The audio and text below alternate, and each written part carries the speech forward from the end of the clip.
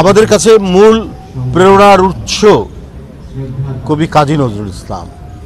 তার অমর সৃষ্টি যতদিন বেঁচে আছে এদেশের মানুষকে কখনোই মাথা নত করতে দেবে না। ঔপনিবেশিক শক্তির বিরুদ্ধে তার শানিত কলম চালাতে দ্বিধা করেননি। তার এক একটি কবিতায় মানুষ জেগে উঠে প্রতিরোধ করত, আর এই কারণে তাকে নির্দ্বিধায় জেলে যেতে তিনি দ্বিধাবোধ করেননি তৎকালীন কায়েমি শক্তির বিরুদ্ধে প্রতিবাদ জানাতে। আমরা এখন অবাক হই, কিছু সংস্কৃতিসেবী মানুষ, অল্প কিছু বুদ্ধিজীবী, এত বড় প্রবল আন্দোলন ঘটে গেল, 16 বছরের ভয়ঙ্কর স্বৈর শাসনের যে জাতাকলে মানুষ পড়েছিল সেখান থেকে উদ্ধারের জন্য শিশু, কিশোর, তরুণ, ছাত্র, শ্রমিক, রিকশাওয়ালা জনতা রাজপথে দাঁড়িয়ে হাসতে হাসতে যারা বুলেট বরণ করল, তাদের সেই আত্মদান, তাদের সেই বিরোচিত শাহাদাত বরণ, সেটাকে উপেক্ষা করে 1 বছর যেতে না যেতেই আমরা দেখতে পেলাম তাদেরকে ফ্যাসিবাদের পক্ষে কথা বলতে।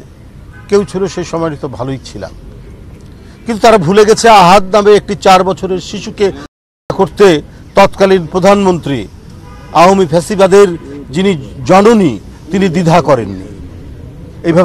এইভাবে অসংখ্য শিশুকে, অসংখ্য কিশোরীকে যিনি করেছেন, তাদের পক্ষে কথা বলছেন কিছু সংস্কৃতিসেবী, কিছু পরজীবী এবং কিছু বুদ্ধিজীবীরা।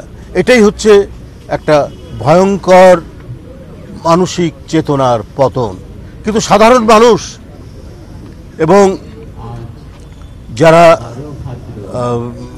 এই চিনতে পেরেছিল যে এটা ভয়ঙ্কর ফ্যাসিবাদ, সেই মানুষ এবং যারা পিষ্ট হয়েছে জাতাকলে, তাদেরকে কিন্তু আটকাতে পারেনি। আমরা তখনও দেখেছি কেউ কেউ তৎকালীন প্রধানমন্ত্রীর নোবেল প্রাইজ কেন পাচ্ছেন না এই নিয়ে আক্ষেপ করেছেন সাংবাদিকদের সাথে।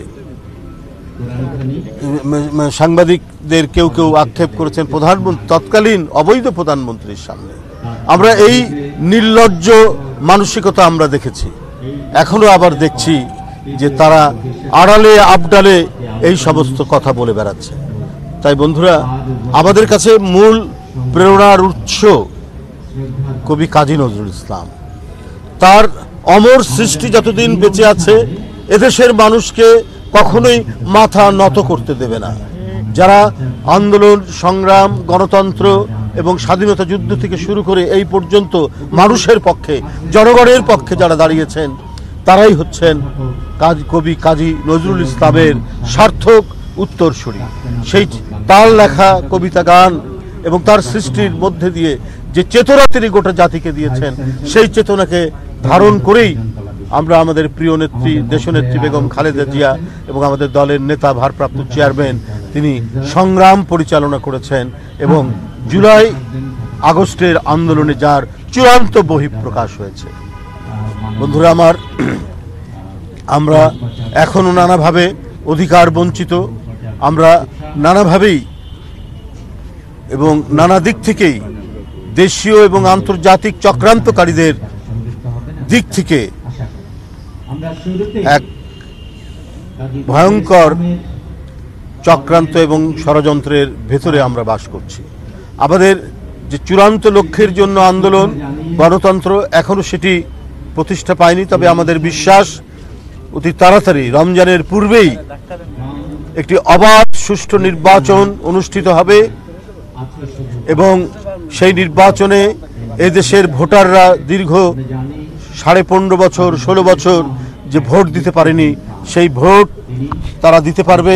পাশাপাশি গণতন্ত্রের আরও বিভিন্ন শর্ত, এদেশের মানুষের মনে নিরাপত্তা সৃষ্টি করা, আইনের শাসন প্রতিষ্ঠা করা, ন্যায় বিচার প্রতিষ্ঠা করা এবং আদালতগুলো হবে অসহায় মানুষের জন্য শেষ ভরসার স্থল।